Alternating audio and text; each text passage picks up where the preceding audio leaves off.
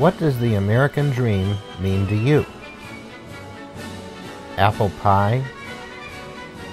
McDonald's? The Statue of Liberty?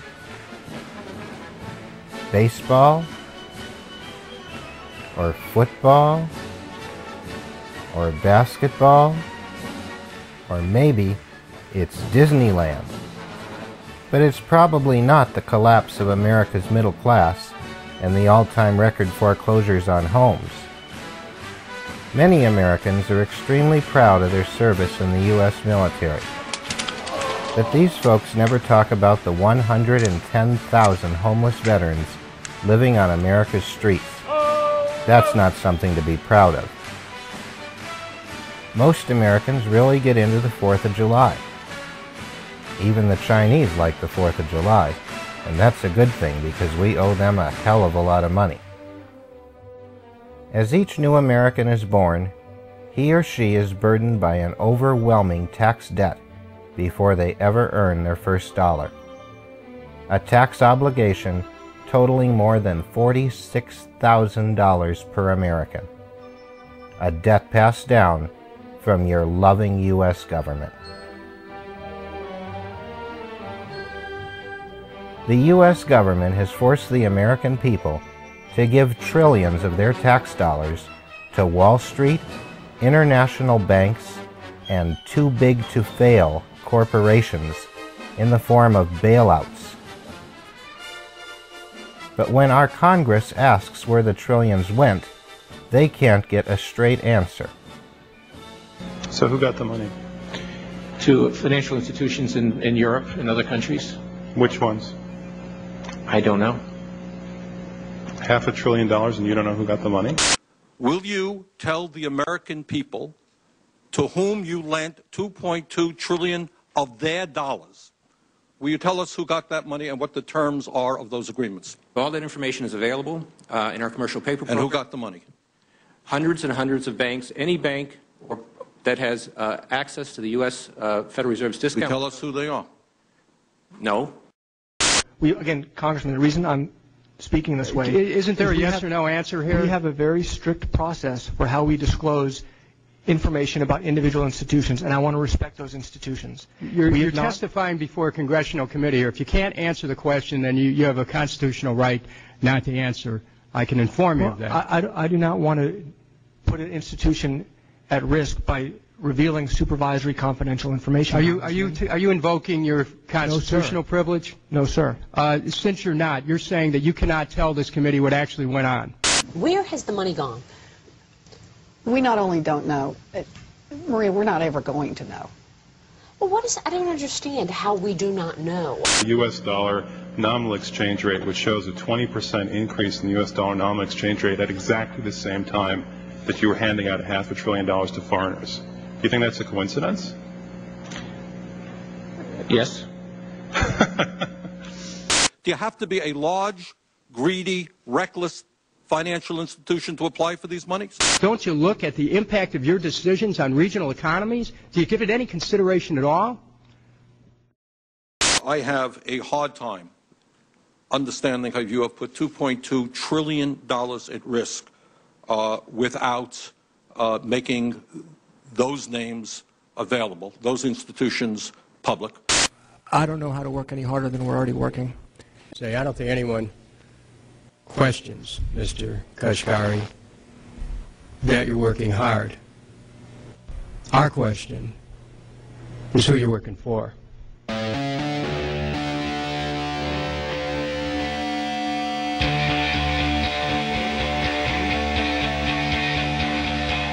Meanwhile, 44 million Americans are on food stamps, and that number gets larger every month.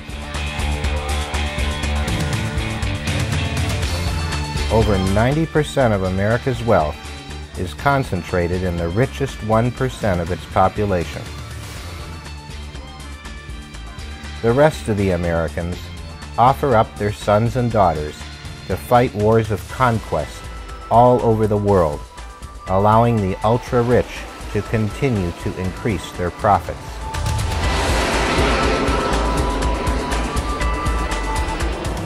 In spite of billions in annual profits, many of these big corporations like ExxonMobil and General Electric pay no taxes whatsoever. But the so-called free citizens of America pay almost half their income in taxes.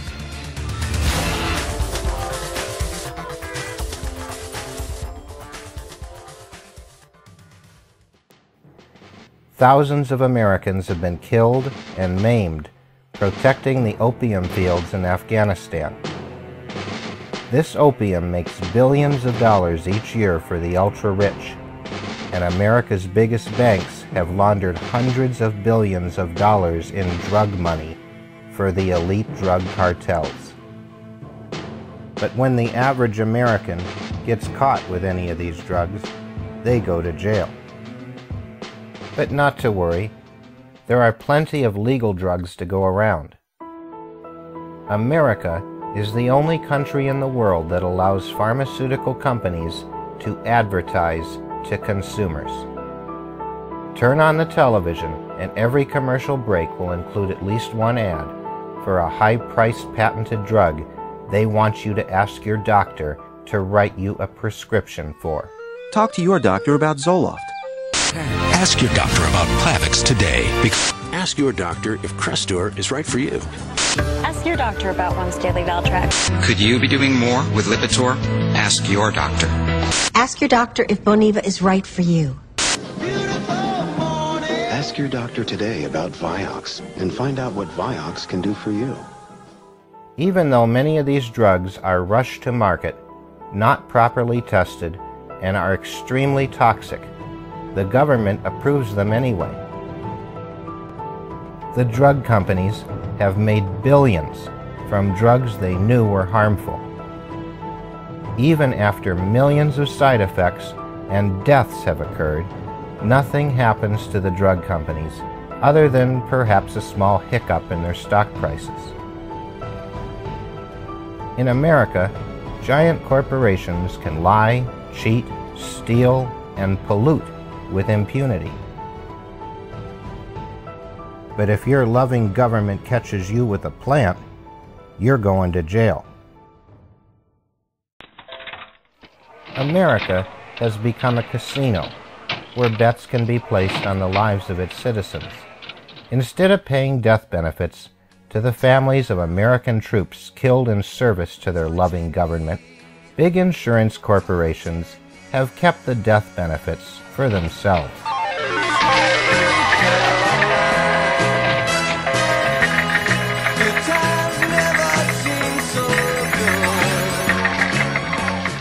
Large companies like Walmart purposely hire senior citizens who need extra income because their American dream didn't pan out so well. These old folks can't survive on Social Security, and many of them have lost their pension funds. So they have to return to work, and they usually work until they die. Walmart takes out secret life insurance policies on their workers and then enjoys the payoff after the employee's death.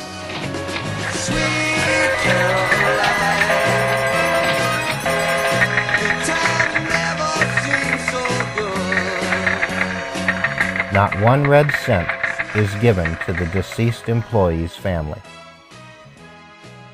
This is all perfectly legal under the laws of the United States government. And nothing happens to these greedy corporations or the people behind them. But when your kid sets up a lemonade stand, the long arm of the law will shut them down in no time. Enterprising people are a big threat to your corporate rulers. That's why your government requires you to get their permission to sell Girl Scout cookies, or even to have a yard sale. We sold 300. But just days into their selling season, Troop 7984 got shut down. It was going good, and then he came up. He was a Villa Rica police officer who asked if the group had a permit to be selling those Thin Mints and Samoas. He was scaring us because we thought all the adults were going to go to jail. Big trouble for a Girl Scout troop selling cookies in Georgia. The gals were thinking their next customer was a police officer. Think again. The cops crushing their cookie sale and hauling the scouts to the slammer. I'ma shut you down with this. Shut you down. Whoa, what? Ever heard of a monopoly?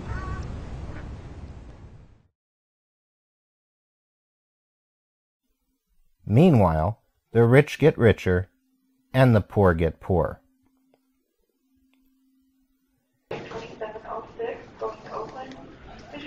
In today's so-called land of the free, Americans must go through naked body scanners and submit to some minimum wage government goons groping hands all over their body just to get on an airplane. Yet the statistics are clear that an American is far more likely to be killed by a cop than a terrorist. A 15-year-old boy fatally shot by a SWAT team member. Early Sunday morning, a man identified by officials as a sheriff's deputy opened fire at a home with several occupants inside. Local media reported the people inside were teenagers or people in their early 20s and suggests they may have been having a party. The charges are now filed against an Everett police officer. Prosecutors allege that the officer shot and killed a DUI suspect on purpose while on duty. Tragedy in Detroit after witnesses say a police officer shot and killed a 7-year-old girl on Sunday. Let him go. What the fuck?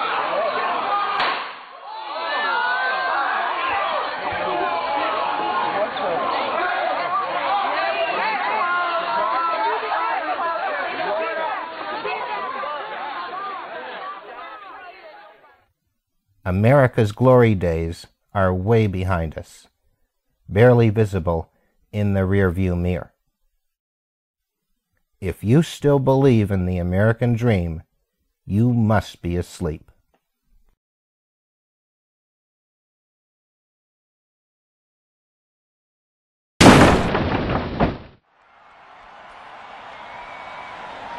God bless America,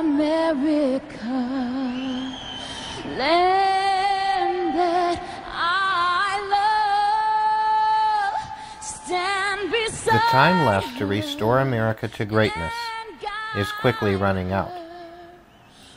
As each month passes, the tyranny is escalating faster and faster.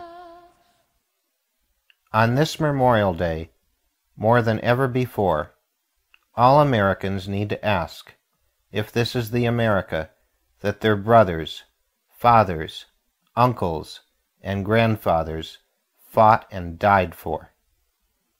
Did generation after generation of brave men and women fight and die in this nation's wars so your kids' private parts could be fondled by some TSA pervert at the airport? Did they fight and die so peaceful people would be violently abused and in some cases even murdered by an out-of-control police state? Did they fight so you, your children, and your children's children could live your lives in eternal debt? Freedom isn't free. It's earned. The true blame for America's current condition does not lie with the Congress, Ben Bernanke, George Bush, Barack Obama, or even the elite power brokers that control them. The true blame lies with the American people, who have so far stood complacently by as they were robbed, lied to, abused, and manipulated by an illegitimate and out-of-control government. And if the American people continue to lie down and accept the status quo, and thus allow their corrupt corporate rulers to keep getting their way, by next Memorial Day, who knows how much worse things will have become. So what are you waiting for? Get active, and go get your American dream back. from the mountains to the